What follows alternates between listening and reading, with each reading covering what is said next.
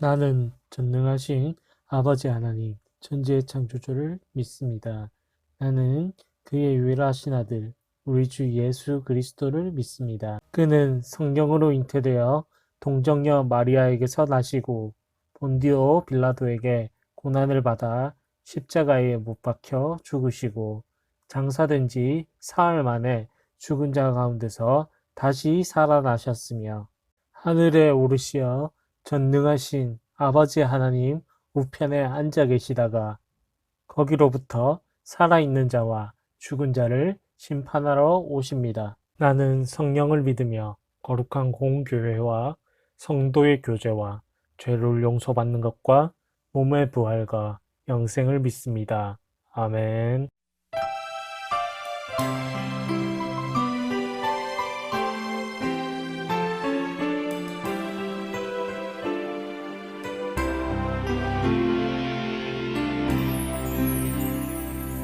우리 지금 성령님을 환영합니다. 내 맘에 지금 찾아오셔서 말씀해 주세요. 주의 보혈 덮으사 깨끗하게 하시고 성령님의 능력으로 새롭게 하소서. 성령님 내 손 잡아주세요. 눈을 들어 하늘을 바라봅니다. 환한 미소로 나를 안으사 주의 빛 비추게 하소서.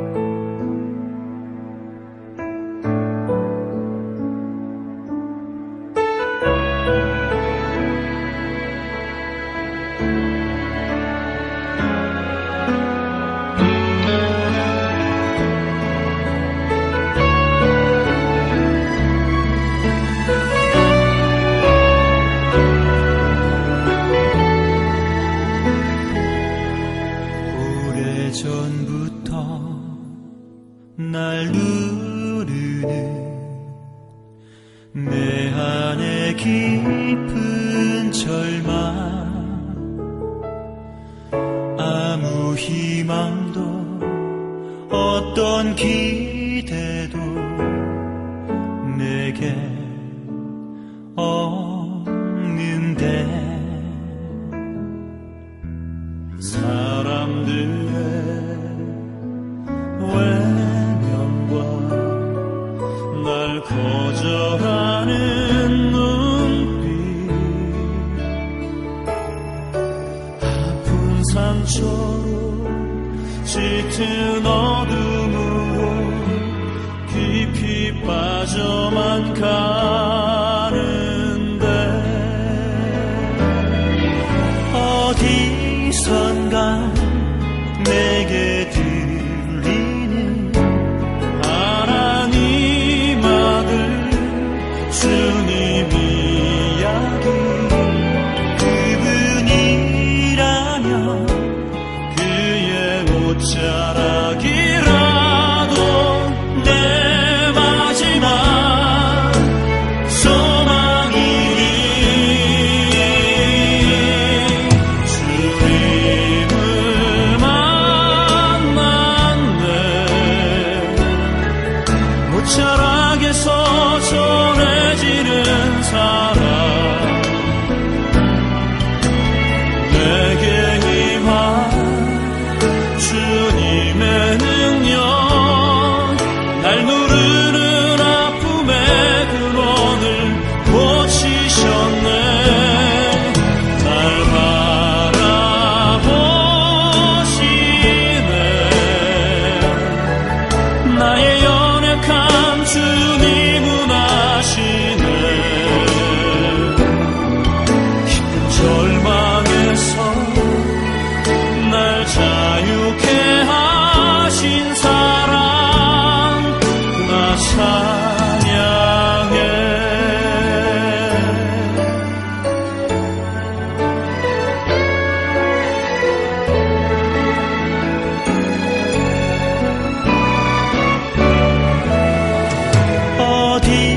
순간 내게 들리는 하나님 아들 주님 이야기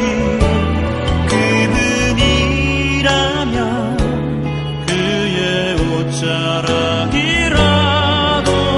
내 마지막 소망이니 주님을 만났네 옷자락에서 전해지는 사랑 내게 임한 주님의 능력 날 누르는 아픔의 근원을 보시셨네 날 바라보시네 나의 연약함 주님은 아시네 깊은 절망에서 날 자유케 하신 사랑 나 찬양해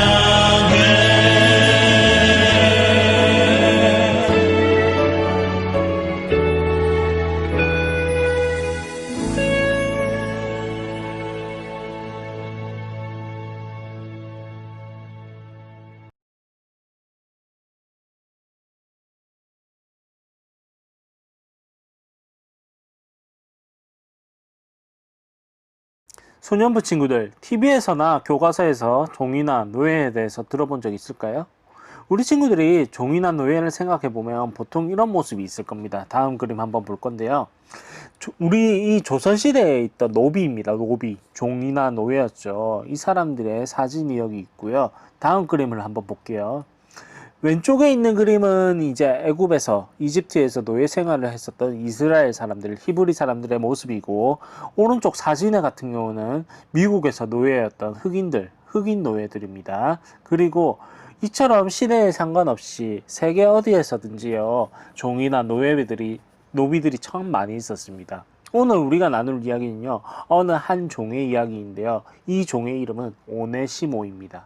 우리 전도사님이 그림 하나를 더 준비했는데요. 먼저 마저 보면서 이야기를 나누도록 하겠습니다.